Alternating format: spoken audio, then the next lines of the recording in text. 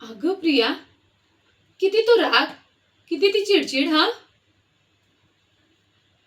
तुझा हा असा राग, भाऊजींची चिडचिड आणि मग आईंची नाराजगी, अशानं घरातलं वातावरण बिघडतं ग.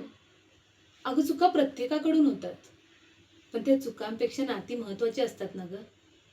प्लीज तू थोडी शांत हो. आणि हे बघ, मी तुला तुझी मोठी जाऊ नाही तर तुझी मोठी बहीण म्हणून सांगते. बोलताना समोर आपलीच माणसं असतात. आज आपण रागाच्या भरात बोलून जातो, पण उद्या त्याच गोष्टीचा पश्चाताप करावा लागतो. तू थोडी शांत हो. आपण सगळे एकत्र बसून व्यवस्थित बोलूयात ना या विषयावर. आणि किती केलं तरी हे घर आपलं आहे ना, आणि ते आपल्या दोघींनाच जोडून ठेवायचं आहे. आणि मला माहित आहे, आमची प्रिया इतकी गोड आहे की हे घर अगदी मायेनं, आपुलकीनं, विश्वासानं नक्की बांधून ठेवेल. चल, आता सरबत आणले तुझ्यासाठी, पिऊन घे, तुला बरं वाटेल.